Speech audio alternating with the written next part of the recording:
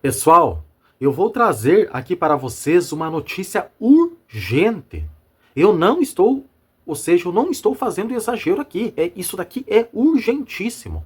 Não estou fazendo exagero e já já você vai entender que isso daqui não tem nada a ver com exagero ou tentar chamar aqui a sua atenção. Isso daqui é urgente mesmo, pessoal. Olha só.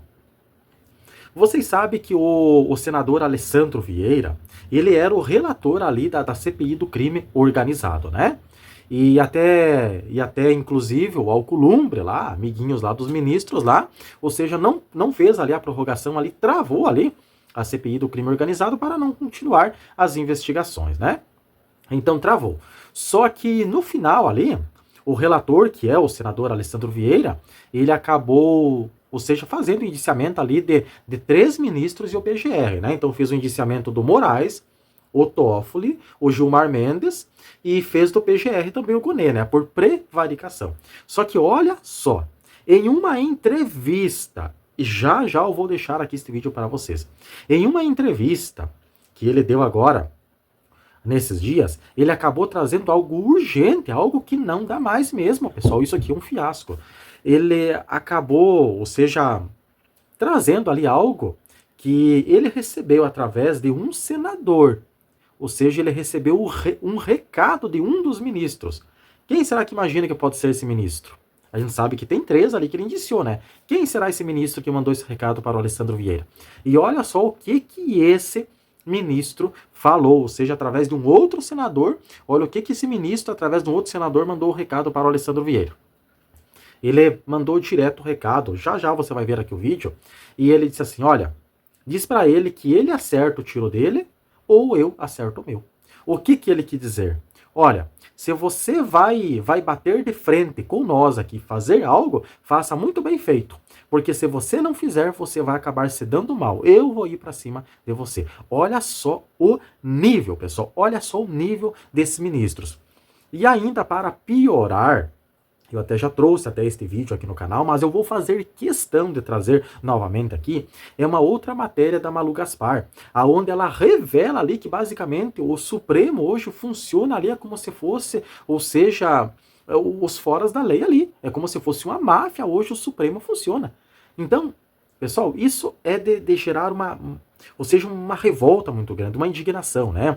E por isso que a gente tem que espalhar essas notícias. Quanto mais pessoas assistir um vídeo desse, ver esse tipo de notícia, até para criar uma revolta contra esse ministro, porque não dá mais, tem que haver uma mudança, tem que haver impeachment, tem que haver até mesmo prisão. Eu só peço que você deixe o seu like nesse vídeo, clica aqui em hypar e eu vou trazer aqui, ou seja, essa entrevista, essa parte aqui onde o senador Alessandro Vieira fala desta ameaça gravíssima. Fala dessa ameaça gravíssima e também, ou seja, o que a Malu Gaspar acabou de expor no blog dela sobre o STF. Isso é um fiasco, pessoal. Assista aqui essas matérias e já já nós voltamos. Tem sido alvo de reflexão aqui o seguinte: esse é um escândalo que ele promete pegar em todo mundo, vazar para todo o espectro político, eu quero dizer, tá? E outros poderes, assim, parece, assim, tem gente do STF envolvida no escândalo também, né? Então, eu fiquei pensando, cara, quem será que está interessado em ver isso resolvido para valer, esclarecido, chegar no final? Não sei, acho que a polícia, uns caras aqui e ali, entendeu? Porque me parece que todos os movimentos são feitos para não, deixa pra lá, vamos falar de outra coisa. Não era bem assim, não sei o quê. E a Polícia Federal e quem está tentando esclarecer isso acaba meio achatado, trabalhando contra um monte de frente. Tem que ser como é que é olhar para uma coisa como essa, desse tamanho, dessa magnitude, com a possibilidade de impacto que o Banco Master tem, cara? Quando a gente estava no meio disso, acho que faltando umas 3 semanas, um ministro do Supremo mandou para mim um recado através de um outro senador, bem objetivo. Ele disse, olha, avisa para o Alessandro que ele tem que acertar o tiro dele, senão eu vou acertar o meu. E essa lógica do recado, da intimidação, ela é permanente em Brasília. Em outros estados, em outros lugares, mas Brasília é muito forte. Porque tem um sistema que está lá estabelecido há muito tempo, e esse sistema estava lá antes do Lula chegar, estava lá antes do Bolsonaro chegar, e continua estabelecido. E ele cada vez mais foi perdendo a vergonha. Então, você vai ter sempre os técnicos tentando empurrar o trabalho ali. Vai ser um cara da Receita, vai ser um cara do COAF, um delegado de polícia, um perito, sei lá. E, eventualmente, juízes e promotores vão nesse pacote. Mas, conforme a coisa vai crescendo, o sistema vem em cima e fala, ó, não faz. Se você fizer, você vai ser perseguido, você vai ser punido. A gente tem gente da Receita Federal que pegou uma tornozeleira porque supostamente consultou um cadastro, que depois se comprovou que não consultou. O ministro Alexandre deu uma canetada dessa num plantão. É assim que roda o negócio lá. Agora, por outro lado, se você sai desse aquário que é Brasília e vai para o oceano, que é o Brasil, no oceano todo mundo quer saber. O cidadão que está escutando a gente aqui, que está acompanhando, ele quer saber. Uhum. Ele quer entender como é que é esse negócio. Então, eu passo minha vida trabalhando sério, pagando imposto e tem esses caras ficando ricos aí em cima? Como? E acho que meu papel é um pouco isso, empurrar essa barra. E quando eu faço esse movimento forte, eu facilito a vida dos caras que estão lá na técnica. Porque a pressão sai um pouco deles e vem para mim, ou vem para outros políticos que estão fazendo esse papel. Senador, esse recado ao qual o senhor se referiu aconteceu agora, recentemente? Sim, acho que umas 4 semanas atrás. E ele me fez lembrar um recado ou uma atitude que pareceu um recado que o senhor narrou uma vez numa entrevista sobre o que aconteceu lá na CPI da Lava Toga. Em 2019, o senhor encabeçou aquele movimento, dentro ali daquele movimento Muda Senado, que depois se esvaiu um tanto, embora haja alguns senadores ali remanescentes. E o senhor falou que houve um pedido pela lista de assinaturas que veio do gabinete do ministro Dias Toffoli, era isso? Isso eu estou lembrado? Toffoli era o presidente do Supremo. A gente faz o pedido da CPI da Toga em fevereiro de 2019, quer dizer, eu chego em fevereiro de 2019, eu já peço a CPI da Toga em fevereiro de 2019. Porque como eu sou do delegado de polícia, então convivo com o mundo jurídico, eu já tinha compreensão do problema que a gente tem ali. É um problema sério.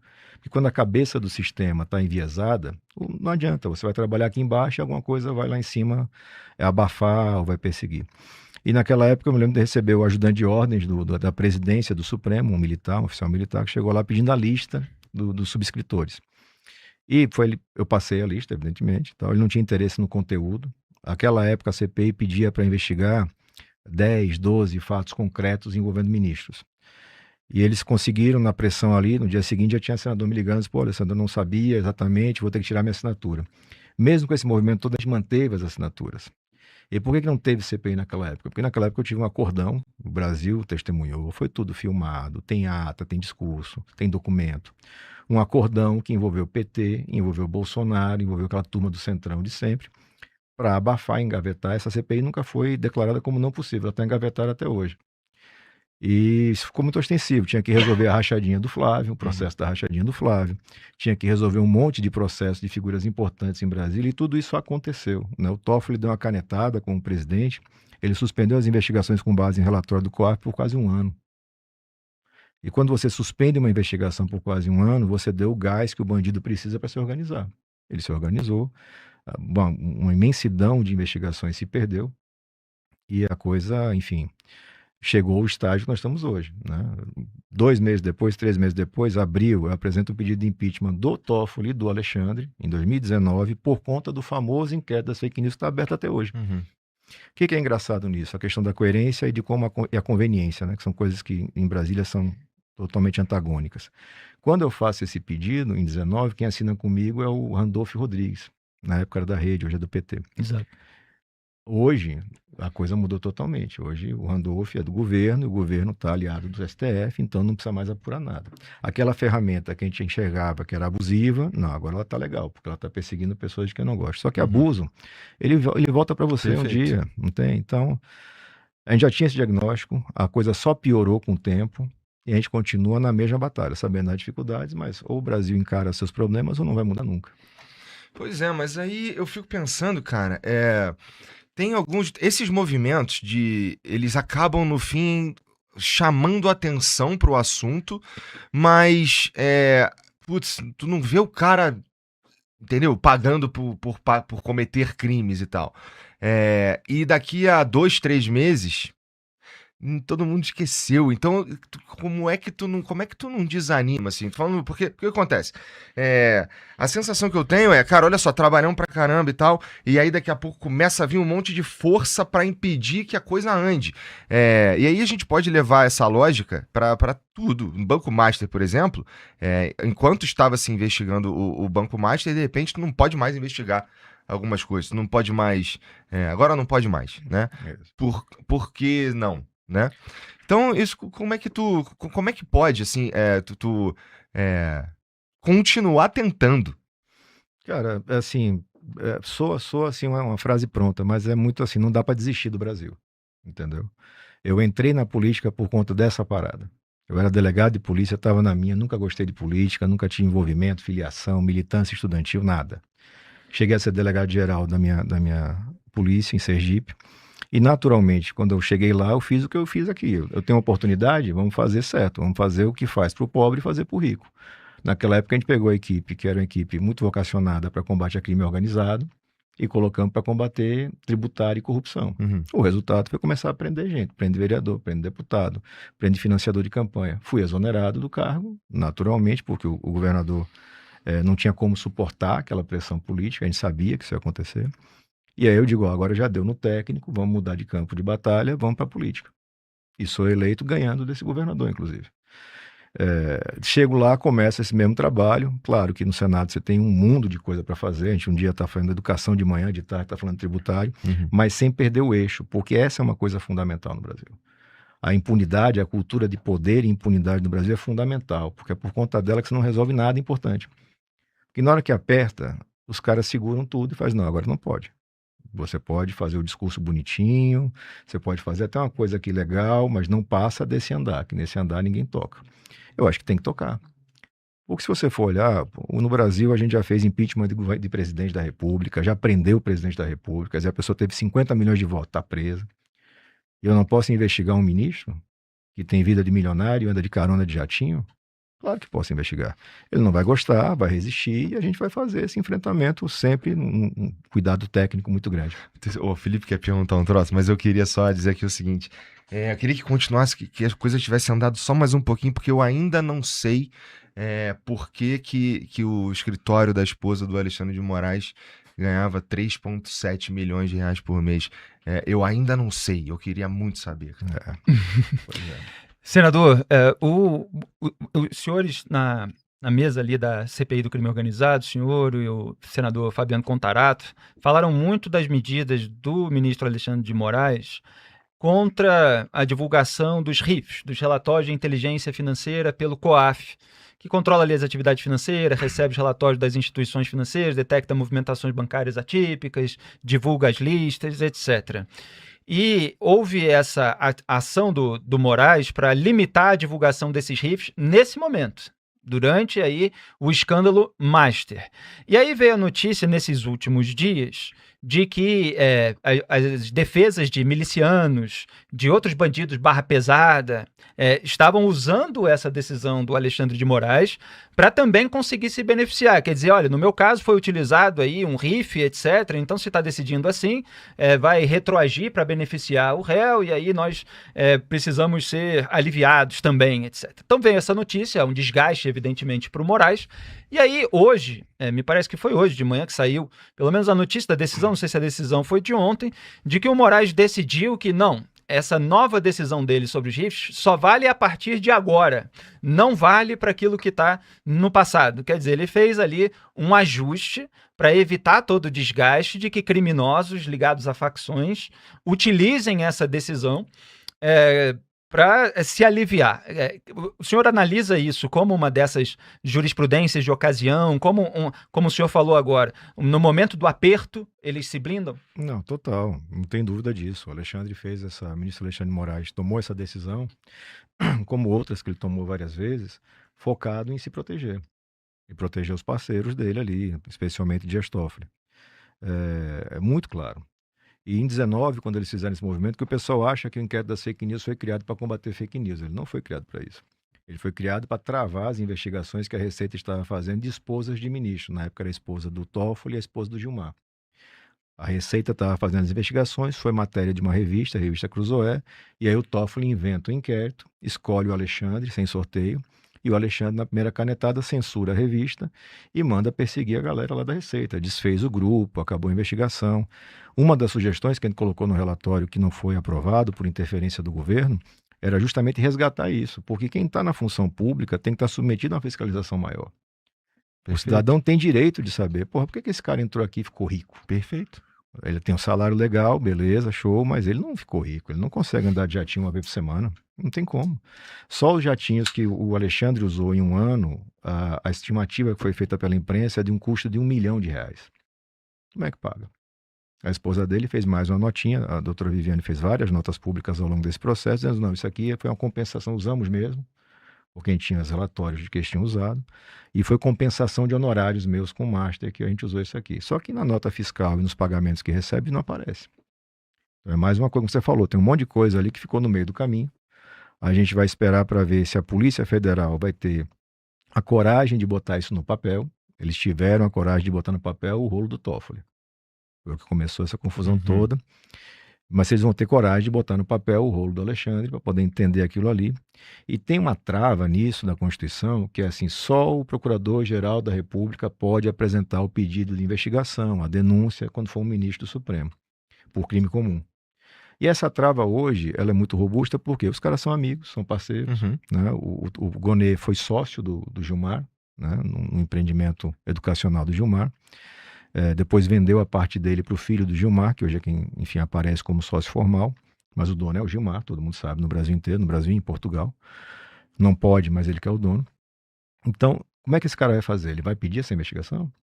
A gente vai ter acesso a esses dados? Ele não é o dono, assim, veja.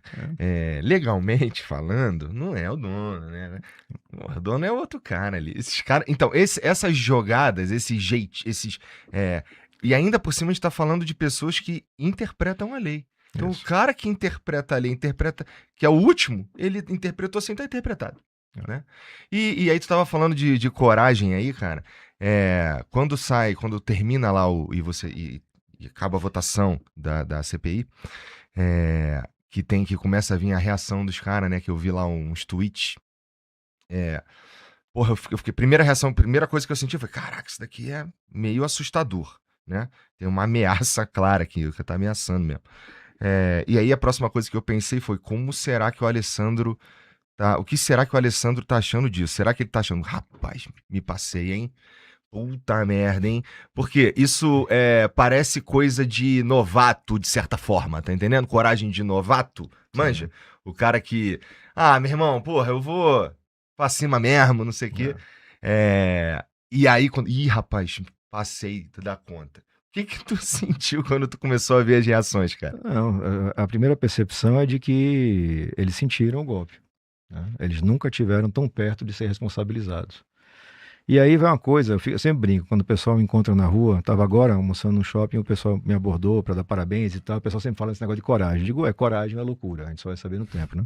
Mas coragem ou loucura, o fato é que você tem que enfrentar. Eu sei o que eu estou fazendo, o formato adotado tecnicamente está correto. O Gilmar ameaçou primeiro, o Toffoli ameaçou, depois o Gilmar concretizou, o Gilmar fez um ofício pedindo para o PGR, Paulo Gonet, que foi sócio dele, para me processar por abuso de autoridade, algumas coisas lá. Eu já respondi, não esperei ser intimado, porque esse pessoal usa muito um artifício, que é de formar um processo e deixar na gaveta. E aí quando você fala, o cara puxa a gaveta e diz, lembra, tem um processo aqui. Não, a gente já cortou isso lá no talo, a gente já foi ao Gonet, já levamos a resposta, toda ela baseada na palavra do próprio Gilmar.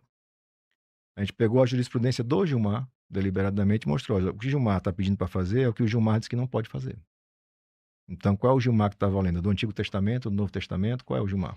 Gilmar Chipuden. Né? Como é que roda isso aqui? Então, assim, eles sentiram, eles sabem o que fizeram, e os brasileiros cada vez mais sabem também, e cobram reações. Então, o que eu tenho falado é, olha, se não acontecer neste ano, no próximo vai acontecer, porque você vai ter de novo uma janela, como a gente teve lá em 19, uma janela de oportunidade, uma grande renovação do Senado. Chega muita gente que ainda não tem processo, que ainda não foi cooptado pelo sistema. Isso dura 6 meses, 1 ano, não mais que isso. E depois o cara está lá dentro, o sistema bem mastiga o cara e a maioria não aguenta. E a gente vai ter uma janela de oportunidade para ver se anda. Por quê? Enquanto para o crime comum tem a trava do Gonê, do PGR, para o crime de responsabilidade não tem.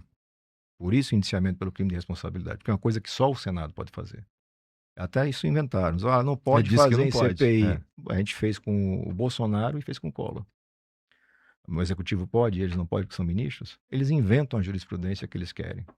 E aí criam aquelas teses. É a democracia, é o institucional, é não sei o quê.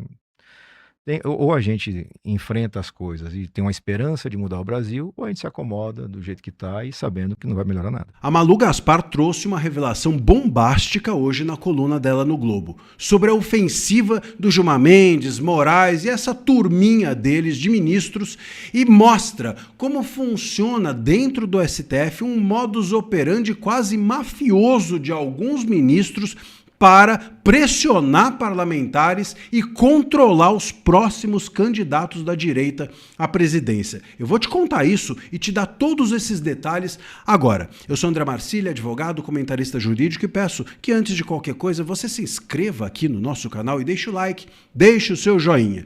Meus caros, a matéria vai dizendo que os ministros estão sofrendo pressão, mas que eles não estão nem aí e que eles se sentem acima do bem e do mal e etc, etc, etc. O que não é bem assim. A gente já mostrou isso aqui no canal e disse que o ministro, inclusive Gilmar Mendes, está acuado. Está acuado. Isso pode ser um bom sinal, mas o fato é que eles reagem mesmo de uma forma muito truculenta. Isso aponta a matéria da Malu Gaspar, dizendo que o Gilmar e o Moraes são ministros do embate e do confronto e vão sempre dobrar a aposta, não é? Agora, o ponto-chave é que ela diz o seguinte: para dominar o jogo de Brasília, entenda-se que eles monitoram os movimentos internos do Senado. Esse grupo de ministros do STF monitoram os movimentos internos do Senado. E como é que eles fazem isso? Por intermédio, diz a Malu Gaspar, de parlamentares que os municiam de informações e mandam os recados que eles precisam fazer chegar aos gabinetes. Eu já te explico isso melhor. Vou continuar aqui. Outra ferramenta que faz parte do jogo dos ministros são listas de parlamentares com inquéritos ou investigações nos gabinetes de cada um dos ministros. Para um dos interlocutores, bem próximo desse grupo de ministros, o fato de Zema ou Alessandro Vieira não terem ainda nenhum inquérito em curso dentro do STF é um dos motivos para a ofensiva do Gilmar. Olha só, então como é que funciona? Segundo aqui a Malu Gaspar, os parlamentares que provavelmente têm rabo preso, que têm medo do STF, que acabam se sentindo chantageados, muito provavelmente, e fazem um leve trás. Saem dos gabinetes dos ministros e levam um recado para os gabinetes dos parlamentares. Olha, toma cuidado, não faz assim, não vota assado. Deve ser isso. E depois devolvem a notícia dos parlamentares para os gabinetes dos ministros. E com isso, o STF vai dominando o palco do debate público, o palco do debate político, o Senado, a Câmara, o Congresso como um todo. E aí ela ainda traz a outra informação de que, como eles vão controlando o ambiente todo por meio desses inquéritos, pressionando, fazendo com que as pessoas se sintam chantageadas, virem esse leve trás, que é um negócio ridículo. Imagina um parlamentar chegar ao fundo do poço de ser um leve trás. Como é que uma pessoa dessa beija a testa da filha, põe a cabeça no travesseiro? Um absurdo completo. Mas esses parlamentares que têm medo, que têm inquéritos, que têm casos no STF e fazem esse trabalho subalterno de leve trás, né? Esses parlamentares ainda fazem isso porque têm medo. E os que não têm inquéritos, eles ganham inquéritos. E por isso que o Gilmar está atrás de abrir, o Gilmar e o Moraes estão atrás de abrir inquérito contra o Flávio Bolsonaro, agora contra o Zema e assim por diante. Porque com inquérito eles buscam controlar esses políticos e buscam fazer com que esses parlamentares, que também têm inquéritos, fiquem fazendo um leve trás dando recado. Ou seja, meus caros, os instrumentos de controle dos parlamentares para os ministros do STF são os inquéritos. Quem não tem inquérito precisa ter um. Quem não tem um só precisa ter dois. Quem não tem medo precisa ganhar mais processo para se sentir controlado pelos ministros do STF. Veja só a importância de nós termos candidatos à presidência com coragem para confrontar-se e não abaixar a cabeça. Veja a importância de nós termos senadores com coragem suficiente para não ter medo de perder mandato, para não ter medo de pressão do STF, porque é dessa forma que eles funcionam. É um método que, olha, eu vou te dizer, recadinho, isso para mim, só em filme do Poderoso Chefão eu via. O Corleone dando recadinho para lá e para cá, para as famílias inimigas. Isso dentro do Congresso, dentro do STF, vindo de ministro, pelo amor de Deus, é uma vergonha. Tá no Globo. Quem trouxe foi a Malu Gaspar. Então, meus caros, é bom a gente entender que a chance disso daqui ser uma forma de agir que há muito tempo ocorre no Brasil é gigante.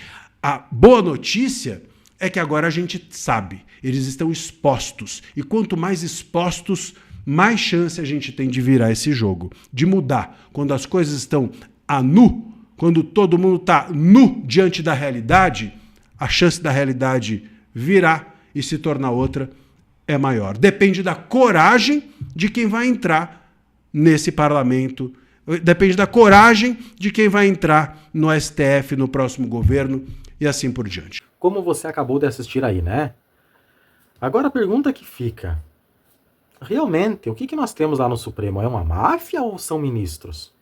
O que nós temos lá? Pelo que dá para se ver hoje, realmente a gente tem uma máfia lá no STF. Porque a gente sabe hoje que eles ficam aí falando essa coisa de democracia, porque a democracia, porque salvar a democracia, porque isso, porque aquilo, mas ninguém mais é bobo. Os brasileiros não são bobo. O pessoal já estão abrindo os olhos que a democracia deles é salvar bandidos. A democracia deles é se salvar eles próprios, é ficarem multimilionários, é terem contratinho de 129 milhões. Essa é a democracia desses ministros. Só que agora, e a gente sabe que quem tem um processo lá, eles ficam ali manipulando, né? Então, muitos ali não vão para frente por causa do processo, né? Que nem agora o Romeu Zema, então, também veio ali até fez críticas a eles, ou o Gilmar Mendes mandou colocar embaixo ali do inquérito ali do Moraes das fake news. Então, quem não tem um processo direto, eles tentam colocar nesse inquérito ali. E esse inquérito ali já foi revelado, já que é basicamente para eles se protegerem. Agora a pergunta que fica, o que nós temos lá no STF? É uma máfia ou são ministros que nós temos lá? Tá mais parecendo uma máfia. Porque os caras estão ameaçando diretamente. Olha, pessoal, isso aqui é uma coisa gravíssima. É basicamente os caras estão lá, olha, não vem para cima de nós, não vem investigar nós, acerta o seu tiro. Porque se você não acertar, eu vou para cima, nós vamos para cima aí de você. É isso que está acontecendo hoje. Os caras estão usando o poder lá da caneta para se proteger. Olha só, isso aqui é gravíssimo que ele trouxe ali, pessoal. É gravíssimo. Olha essa matéria aqui também que o André Marcília trouxe aqui também, onde a Malu Gaspar revelou lá no blog dela, né? E basicamente ela expondo ali também essa manipulação hoje que acontece dentro do Supremo. E até eu trouxe aqui este vídeo aqui no canal, onde o Zema colocou, né, que realmente o Brasil tem que haver uma mudança. Não tem como ficar o poder ali só nas mãos ali desses ministros.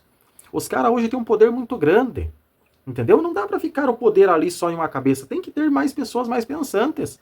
Porque quando tem uma cabeça com um grande poder ali, ele pode começar, ou seja, tomar as decisões ali para se proteger, proteger amigos, ou seja, não, tem que espalhar esse poder. Tem que espalhar esse poder. Entendeu? Até teve outro vídeo que ele colocou espalhar esse poder. Ou seja, ali ou seja, o PGR também tem que ter um poder, a OAB, ou seja, o Ministério Público ali tem que espalhar esse poder, entendeu? Não dá para ficar só na cabeça ali de um ministro do STF. E é isso que os caras estão fazendo hoje. Pessoal, isso aqui é gravíssimo, pessoal, entendeu? Olha só o que o senador trouxe ali. Claro, eles estavam ali se sentindo afrontados ali, a CPI do crime organizado estava investigando, o próprio senador Alessandro Vieira, até tem um outro vídeo, até que, ou seja, uma reportagem, ele fala que basicamente hoje o STF está sendo ali ou seja, como se fosse uma lavanderia ali do PCC, isso não sou eu que estou falando, ele afirma que hoje o STF está sendo ali como uma lavanderia ali do PCC, para lavar dinheiro ali do PCC. Que justiça nós temos lá no STF, são ministros ou nós temos lá gangsters, uma máfia? Eu já não sei mais, até, inclusive eu deixo até essa pergunta no ar, eu quero que você deixe aqui nos comentários. Pessoal, nós temos que espalhar essa indignação cada vez mais e mais, e assim como eu estou trazendo aqui este vídeo, você pode fazer sua parte, para o YouTube divulgar, para nós abrir os olhos cada vez mais e mais de pessoas. Deixe o seu like, clique aqui em hypar, não dá mais, esses ministros têm que ser impeachmentados, têm que ser presos. O que esses caras são? Eles são mafiosos ou eles são ministro? Bom, eu vou parar aqui porque senão eu me estresso muito. Até o próximo vídeo.